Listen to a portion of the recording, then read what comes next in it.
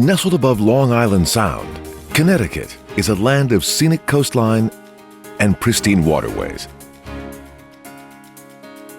It's been an important center of commerce since colonial times and the home of historic events and people that have helped shape the nation. From the house where Huckleberry Finn was born, to the factory that created the Colt revolver and the M16 assault rifle, and the estate where one of Hollywood's greatest female stars escaped the limelight. History has been made on these shores again and again. This is also a place brimming with myth and legend. From stories about a deadly dog to tales of a haunted lighthouse and to a sleeping giant who may never spill his secrets. Ariel, Connecticut is a journey across a land shaped by innovation and ingenuity. A place where old traditions and new innovations have come together to create a state rich in wealth, institutions, and ideas.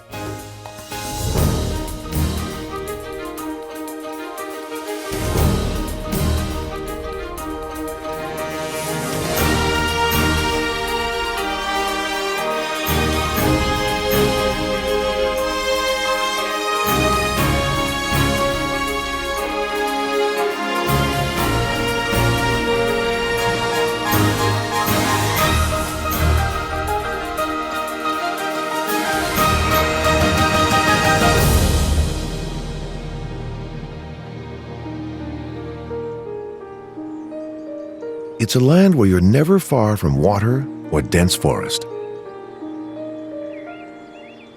With a long coastline sheltered by Long Island to the south.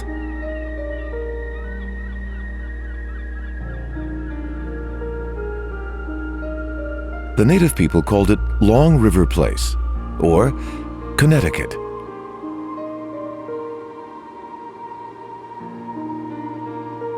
The first European settlers discovered, along the calm waters of Long Island Sound, abundant natural harbors.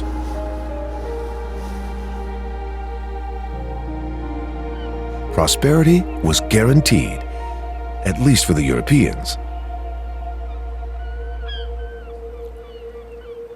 For the native Mohegan Indians, the story is a little different. It starts in tragedy, but ends in a kind of triumph.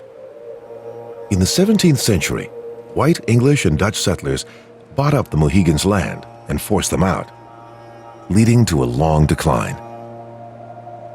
The Mohegans were also devastated by imported European diseases. By the American Revolution, their population had dwindled from thousands to just 70 people. This glittering building marks a revival of the Mohegan tribe's fortunes. Thanks to proceeds from the Mohegan Sun Casino and Hotel in Uncasville. With 300,000 square feet of gambling space, everything in the design is infused with meaning to the tribe.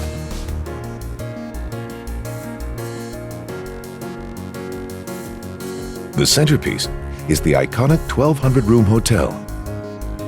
Its crystal facade and shape are designed to resemble the quartzite once used by Mohegans to make arrowheads.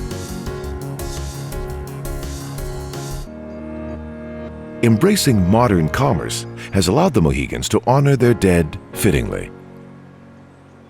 A few miles up the road, in Norwich, a permanent memorial of 13 pillars stands proud on the site of a Mohegan burial ground. Each pillar represents the 13 moons of the Mohegan calendar. Their most famous leader, Chief Uncas, is believed to be buried somewhere in this 3.5-acre park. The tribe fought for years to regain their former burial ground, but it wasn't until 1999 that the Mohegans finally reclaimed the land, buying it from the city of Norwich.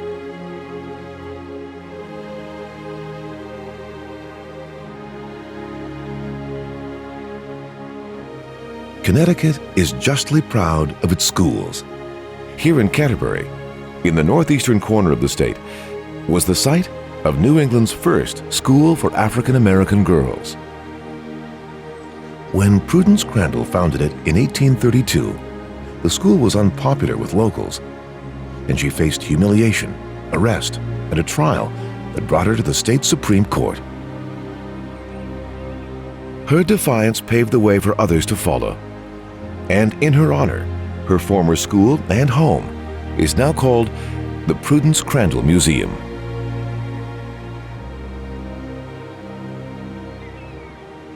Jutting out precariously at the mouth of New Haven Harbor stands another testament to Connecticut bravery.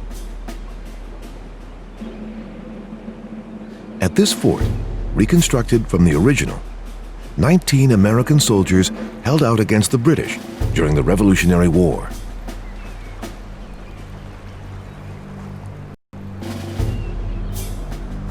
In July 1779, hundreds of redcoats landed nearby and attacked the fort from behind.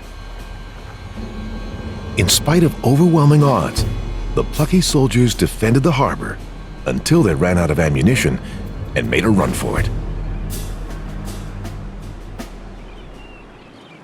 A little further east along the shoreline, 2 permanent sentinels stand watch over New London Harbor.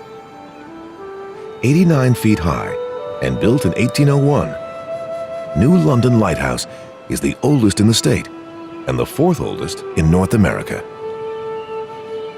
It cost the staggering sum of $15,000, but for local sailors, it was money well spent.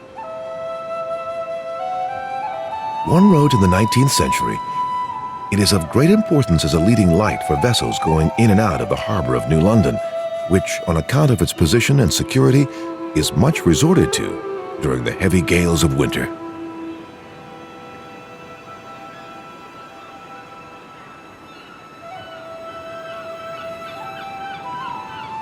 A short distance away, in the mouth of the harbor, sits the New London Ledge Lighthouse. This striking structure was built in 1909 and designed to look just like the homes of the wealthy residents along the coast. The lighthouse is said to be haunted by the ghost of a former keeper. According to legend, when the keeper's wife ran off, he jumped off the lighthouse and drowned in the cold waters of Long Island Sound. Reports of mysterious occurrences at the lighthouse have emerged ever since. The city of New Haven is a beacon for the nation's learning and a showcase for town planning. At its center is the 16-acre green, with its neat paths radiating out to the historic downtown. Founded in 1638, New Haven was the first town in the U.S. to use a grid system. Many American cities, if not all, have since adopted the same plan design. But it's also a place famous for its natural beauty, earning the nickname the Elm City. It's lined with many massive elms, the remnants of America's first public tree planting program. Taking pride of place in this city of trees is Connecticut's most famous institution, Yale University. The school was founded in nearby Saybrook and moved to New Haven in 1716 after a protracted debate. First called the Collegiate School, Yale was started in 1701 by a group of 10 ministers. The men, all alumni of Harvard, had pooled their books to form the school's first library. By 1718, the college's name was changed in honor of the main benefactor, Elihu Yale. The university's most prominent landmark, Harkness Tower, stands 216 feet tall, and its 44 carillon bells ring out every hour.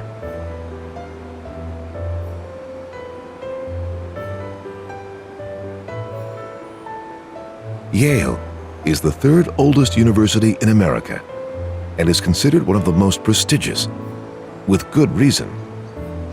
Since the 1970s, 4 of its alumni have gone on to become President of the United States.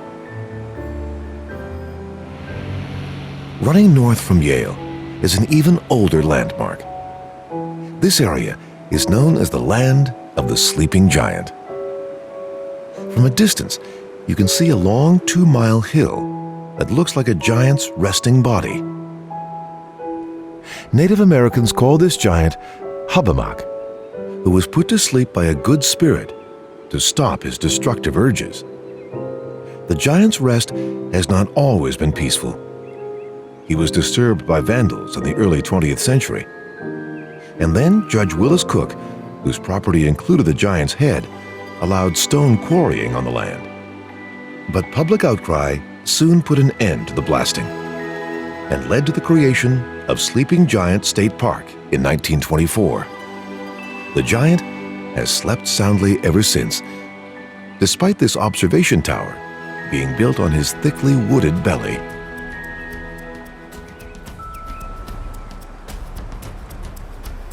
Also in Hamden is an important epicenter of innovation. It was here that inventor Eli Whitney made a key contribution to America's Industrial Revolution. After patent violations kept him from reaping profits from his invention of the cotton gin, in 1798, he signed a government contract to mass-produce 10,000 guns.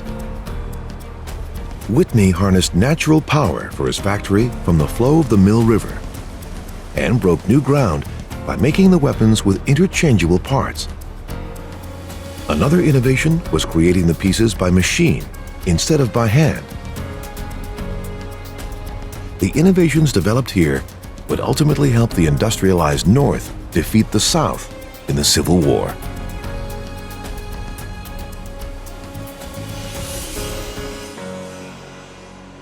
Connecticut is a land of towers with incredible views. Castle Craig is perched on an inland cliff edge in an area known as the Hanging Hills. The view is commanding, offering the highest vantage point anywhere along the eastern seaboard. The castle was built by a local manufacturer a century ago. Although the origin of its design is unclear, some say it was inspired by an 11th century French tower, others by a 12th century Turkish tower. Looking out, you may catch a glimpse of the infamous Black Dog of the Hanging Hills. The first sighting of this legendary hound, who leaves no footprints and makes no sound, is said to bring joy. But the second sighting supposedly leads to misfortune, and the third is considered an omen of death.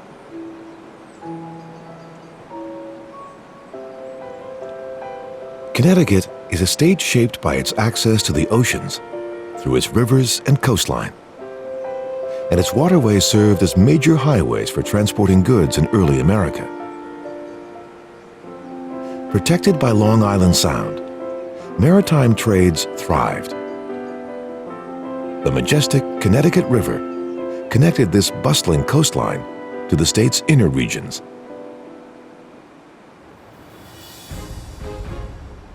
The state capital of Hartford was settled on the banks of the river in 1623 by Dutch traders. What started as a fort known as the House of Hope soon became a prosperous outpost. One of the town's great success stories continues to this day.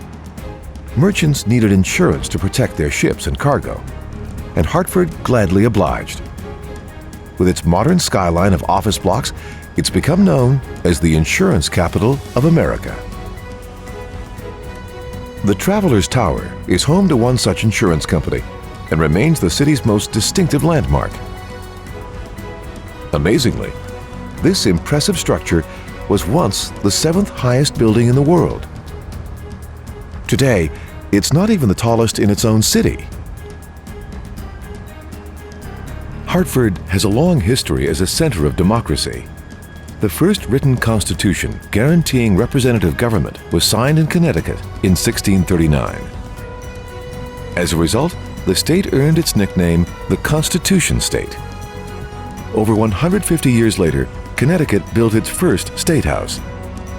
It's the oldest in the nation and served as the official state capitol building until 1878. Its architect, Charles Bulfinch, went on to help create the Capitol Building in Washington, D.C. Today, it's affectionately referred to as the Old State House and remains one of Hartford's architectural treasures. With Bushnell Park rolling out before it, the new state capitol is a grander affair. Costing a staggering $2.5 million at the time, or $53.5 million in today's money, it's regarded as a perfect example of high Victorian Gothic architecture. Opening for state business in 1879, it's been serving the citizens of Connecticut ever since. Perhaps America's greatest literary figure built his dream home here in Hartford. Samuel Clemens, better known as Mark Twain, enlisted an English architect to create this dramatic house. And despite his 3 young daughters running amok, he found time to write The Adventures of Huckleberry Finn and A Connecticut Yankee in King Arthur's Court. The house is now abutted by a museum dedicated to the highs and lows of Twain's life. Although Twain's literary success made him wealthy, bad investments saddled him with debt. He left his Hartford home for good in 1891. He wrote of his beloved city that, "Of all the beautiful towns it has been my fortune to see, this is the chief of all." Away from the peaceful residential areas lies the most famous gun factory in the world.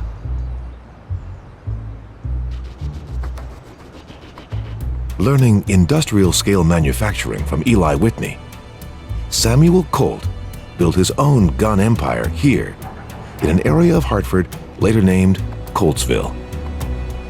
His distinctive domed armory is the centerpiece of a factory that made the first revolvers and the M16 assault rifle.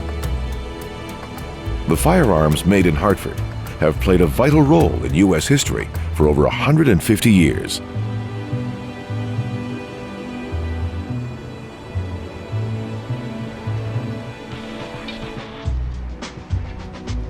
Colt used his vast fortune to build a nearby mansion, Armsmere, considered the greatest Hartford residence of its day. He constructed the palatial Italian-style villa as a home for his new wife, Elizabeth Jarvis. After Colt's death in 1862, Elizabeth was one of the richest women in the world. She used her fortune to become a dedicated patron of the arts, collecting and donating many great works over the next 4 decades.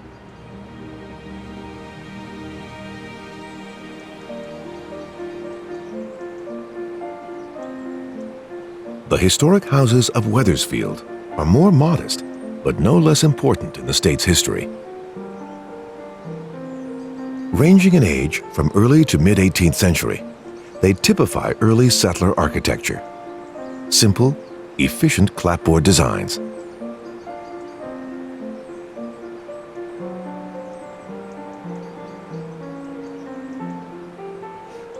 Here at Joseph Webb House in 1781, General George Washington convened a 5-day military conference that would ultimately seal America's independence.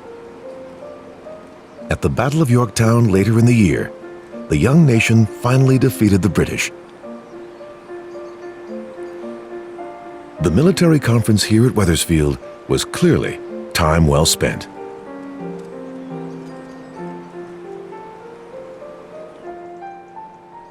A short way down the Connecticut River floats a unique moving landmark. For this man and his car, the $3 toll to cross the Connecticut River is both time-saving and historic. The Rocky Hill Glastonbury Ferry has been in business since 1655, making it the nation's oldest continually operating ferry. Back then, the ferryman used poles to push his boat across the 1,000-foot stretch of water. Later on, a horse walking a treadmill did the hard work, and later still came the advent of steam. Today, diesel power has replaced centuries of toil.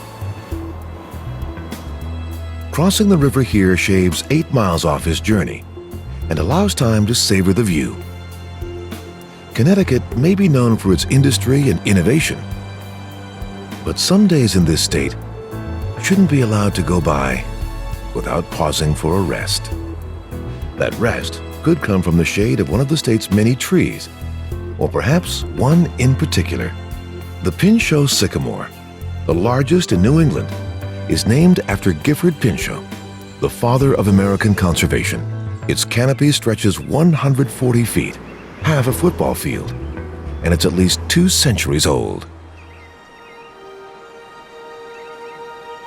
A small town with a big reputation, Litchfield, in the northwest of the state, is home to another important first.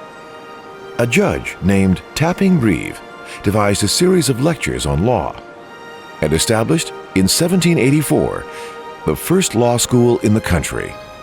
Many of the nation's most prominent politicians studied here, including Thomas Jefferson's Vice President Aaron Burr, 28 senators, and 3 Supreme Court justices. It closed in 1833.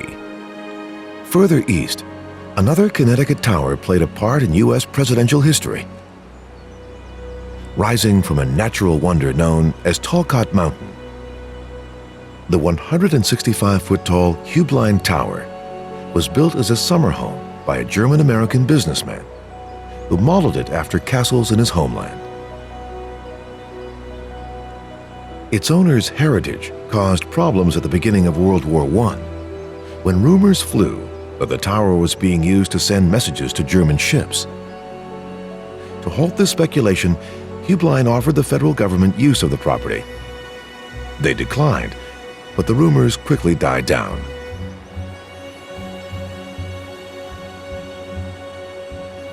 In 1952, a group of prominent citizens gathered here to pressure a renowned general into running for president. Dwight D. Eisenhower accepted and was sworn into office the following year. Today, over 100,000 people a year visit the tower.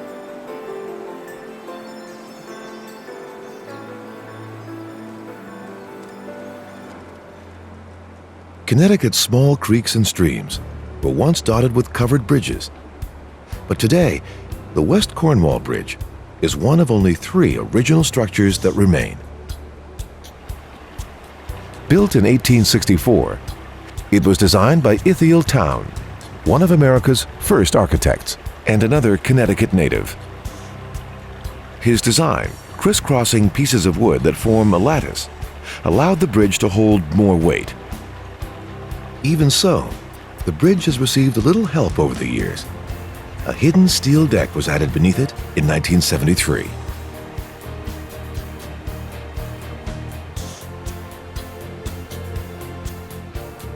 A break in the forest reveals harvest time for a traditional New England crop. Pumpkins have been grown for food by humans for generations. But these look set for jack-o'-lanterns. There are many varieties, but the Connecticut field pumpkin is the most popular type for Halloween, thanks to its picture book color and size. In a land rich in ghost stories, perhaps the most chilling concerns a lost Connecticut village, Dudleytown, also known as the Village of the Damned. Hidden in this forest, just south of Coltsfoot Mountain, are ruins not marked on most maps.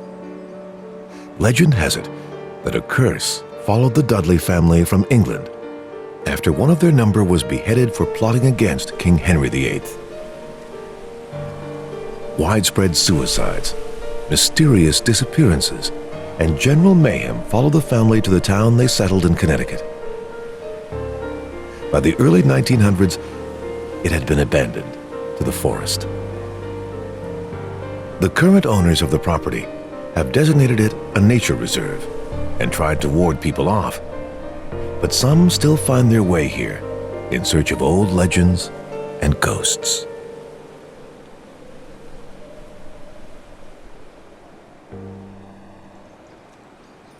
Here at Lime Rock Park, a Hollywood star satisfied his passion for driving. Too small to be a major track, its beautiful location and history places it firmly in the hearts of racing fans, including the late Paul Newman. He cut his teeth at Lime Rock, learning the skills that would take him to second place in the Le Mans endurance race. Opened in 1957 by Jim Vale, there can be no racing on this track on Sundays because it's across the street from a church. But it keeps busy, even though this means it can only hold a few big weekend events a year. Newman was the most famous resident of the coastal town of Westport until his passing in 2008. But his legacy lives on. His habit of making salad dressing for friends and family sparked an idea. The Newman's Own brand was founded in 1982 with his friend Aaron Hotchner.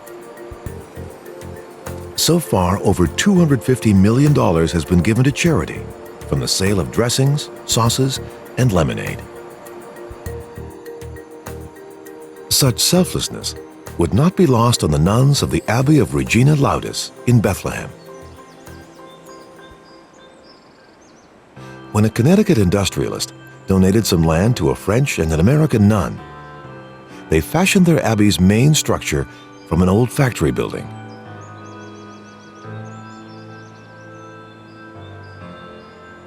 The abbey has since expanded in size and in people. One of the abbey's most famous residents is Dolores Hart, a movie actress turned Catholic nun. By the age of 25, Hart had delivered Elvis Presley's first on-screen kiss and was on her way to stardom. Then, in 1963, Hart left Hollywood to become a Benedictine nun within the peaceful confines of the Abbey. While the glamour may be a distant memory, her need to perform isn't.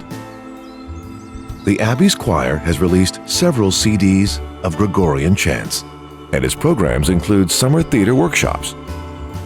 A world away, but in the same state, the neat banks of submarines at Groton signal a deadly intent. As a gateway to the Atlantic, Connecticut plays a vital part in the nation's defense. On the banks of the Thames River, Groton is home port to 16 attack submarines and an impressive naval museum.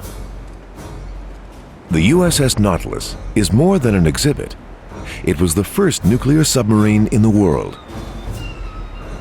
With its keel laid by President Truman in 1954, this groundbreaking vessel embarked on a career of many firsts, including the first crossing of the North Pole by ship. The ship was finally decommissioned in 1980 and brought here in 1986. While submarines operate miles out at sea, the Thames River played its own part in the history of U.S. warfare. At the Battle of Groton Heights on September 6, 1781, Fort Griswold was attacked by a British force led by America's most infamous traitor, Connecticut native Benedict Arnold. The marks of the original fort can clearly be seen from the air. Arnold was given detailed plans of the building by another turncoat. With such knowledge, victory was almost guaranteed. But the stationed soldiers refused to surrender without a fight, and there were heavy casualties on both sides. Eventually, Arnold's forces won. Just across the Thames stands the more impressive Fort Trumbull. But back in 1781, it was only a three-sided rampart and garrisoned by just 23 men. Arnold took it easily. Missing out on one conflict, Fort Trumbull finally had a military role, over 150 years later. During the Cold War, it served as a top-secret laboratory for the Navy. Today, the fort complex contains a museum with over 225 years of military history on display.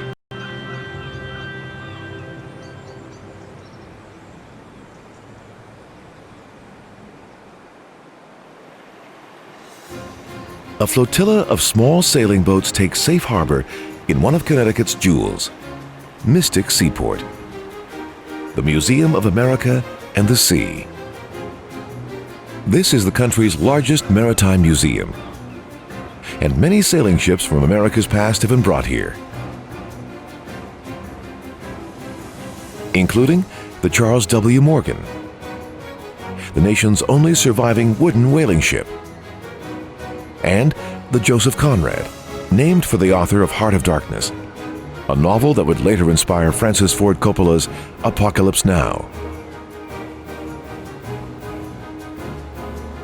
The museum also houses a 19th century fishing village. Although most of the houses are authentic, they were moved here from various locations around New England.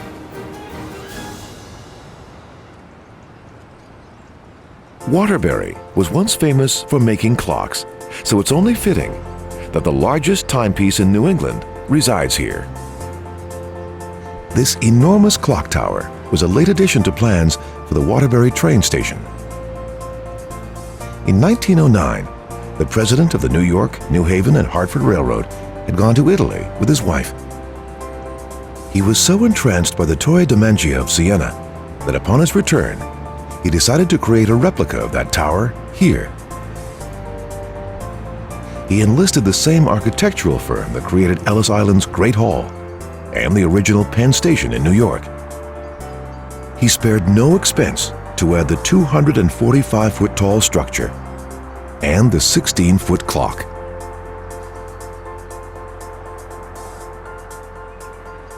In Connecticut, you are never far from water. But its largest and most famous lake was actually made by human hands. This 16-mile-long body of water was created by the Connecticut Light and Power Company and is used to generate hydroelectric power for the area. Back in 1928, the lake project cost a total of $1 million, which is how much some of the homes on its manufactured shoreline are now worth. Beneath the surface, divers can still see old roads, houses, farm implements, and Model Ts abandoned when the workers left the area. In its early days, the lake was known by many names, but Candlewood was the one that stuck after the nearby mountain. Evocative names are everywhere in Connecticut, and perhaps none more so than Lillanoa Lake, along the headwaters of the Housatonic River. It's named after one half of a tale of doomed love. Accounts say Lillanoa had rescued a lost white man in the forest and fallen for him.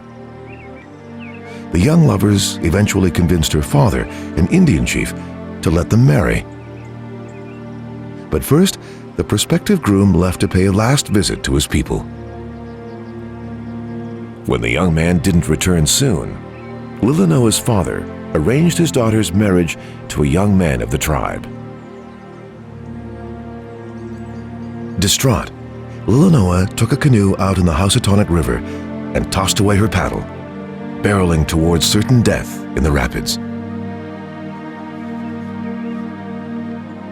Suddenly, she saw her beloved calling out to her, and he dove into the raging waters to save her. In their final embrace, the couple disappeared into the falls. Legend has it that their recovered bodies were still locked in each other's arms. Hydroelectric dams have eliminated the actual falls, but the gorge and its modern bridge are now named Lover's Leap in their honor. Back in the 17th century, parts of southwestern Connecticut were claimed by the neighboring New York colony. New York finally gave up its claim to the region, leaving Connecticut with several key cities, including Greenwich, founded in 1665, More recently, Greenwich's combination of New England charm and New York proximity has helped make it one of the state's most desirable places to live. With the highest median household income in the nation, Connecticut's southwestern shoreline is sometimes called the Gold Coast.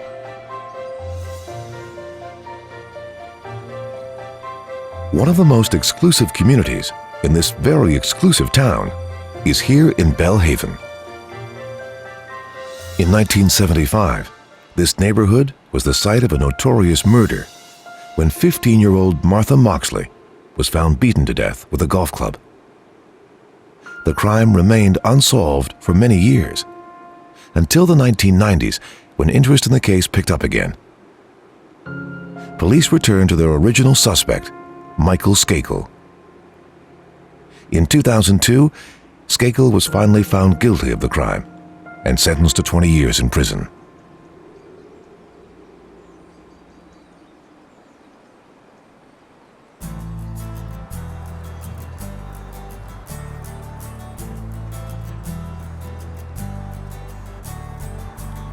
While Connecticut has many wealthy towns, the state's largest, Bridgeport, is only just beginning to recover from the loss of heavy industry in the 1970s and 80s.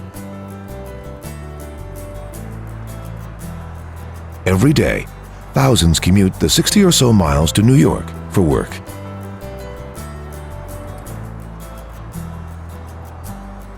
The city has never been short on character. However, one such former resident certainly knew how to draw a crowd. Some called P.T. Barnum the greatest showman, others a marketing genius. But there's no denying that the man who has been quoted as saying, "There's a sucker born every minute," put Bridgeport on the map. This curious building houses his museum, chronicling a career that involved showcasing Siamese twins, an alleged mermaid, and a midget named Tom Thumb. Barnum lived to the ripe old age of 80, and it was only after most people would have considered retirement that he made his most lasting contribution. A circus called P.T. Barnum's Traveling Museum, Menagerie, Caravan, and Hippodrome.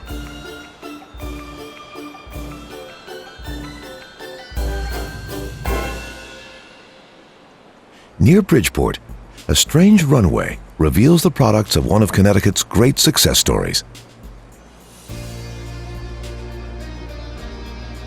Igor Sikorsky founded the aircraft company that bore his name in 1925. Originally a maker of fixed-wing aircraft, Sikorsky invented the first mass-produced helicopter in 1942 and changed aviation history forever. Today, this factory makes the Black Hawk helicopter for the U.S. military. Their latest models go through practice runs over the Connecticut countryside. Sikorsky died at home in Easton, Connecticut in 1972. Without him, aerial America might never have been possible.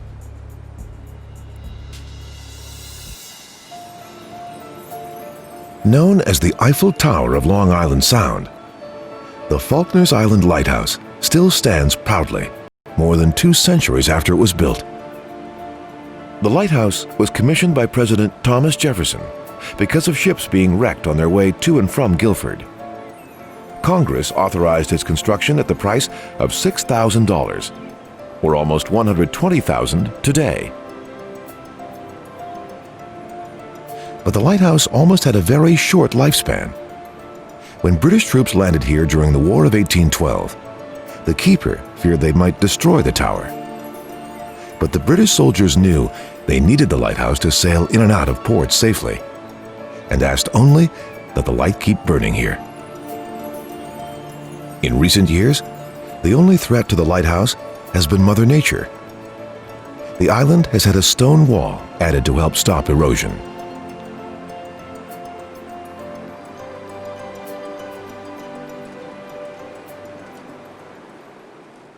At the intersection of Long Island Sound and the Connecticut River lies Old Saybrook, the oldest town on the shoreline. It was also the site of Connecticut's first English fort. For years, residents of this close-knit coastal community used to see an old woman biking through town. She was such a regular sight that most never gave her a second look, even though she was one of the most famous actresses of all time, Katharine Hepburn.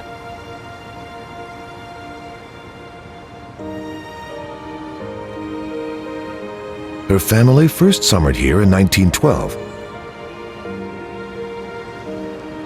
When the original house was swept away in a 1938 hurricane, it was rebuilt, this time in brick.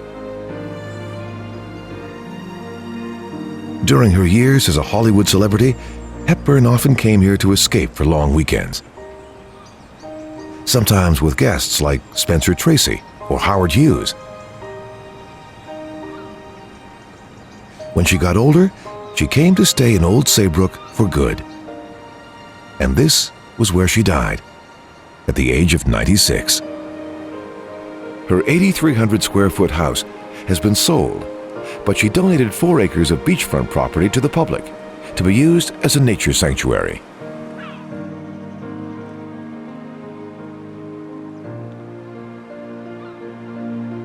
Before Hepburn became a star, another Connecticut actor, William Gillette, built Gillette Castle in East Haddam. He was the son of an important Hartford family and earned his big break from neighbor Mark Twain, who recommended him for a part in his play, The Gilded Age. Gillette built this eccentric dream home after his retirement.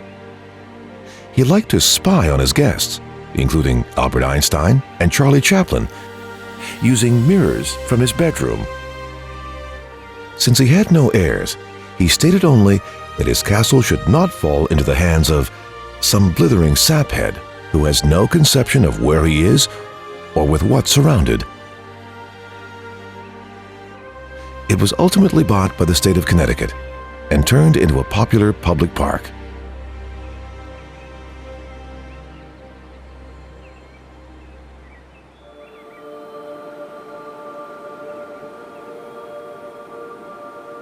Sitting off the coast of Brantford are the Thimble Islands. There are about 200 of them, but the exact number depends on how high the tide is when they're being counted. Most are very small and easily covered, and fewer than 30 are large enough to be occupied. The islands didn't earn their name from being as small as thimbles, but from the thimbleberry, a type of blackberry that once grew all over here. By their very nature, the islands are extremely private, and there are no hotels or stores around. In fact, there are fewer than 100 homes on all the islands, many of them Victorian cottages, built in the early 1900s. These quaint summer homes usually pass from one generation to the next. But several islands are so exclusive that they have just a single residence. The privacy and exclusivity of these homes have made them highly prized, resulting in heated bidding wars. The trophy of the group is a 1902 mansion on the 12-acre Rogers Island. In 1980, it was on the market for $1.8 million. In 1985, for $3 million. Then, in 2003, it was sold again for $22 million, almost 8 times as much. At that price, the property should at least come with the promise of hidden treasure. But alas, Captain Kidd is rumored to have hidden his loot on Money Island, a mile to the southeast. Or was it High Island? The stories vary. Horse Island is the largest of the Thimble chain and remains an ecological study center for Yale.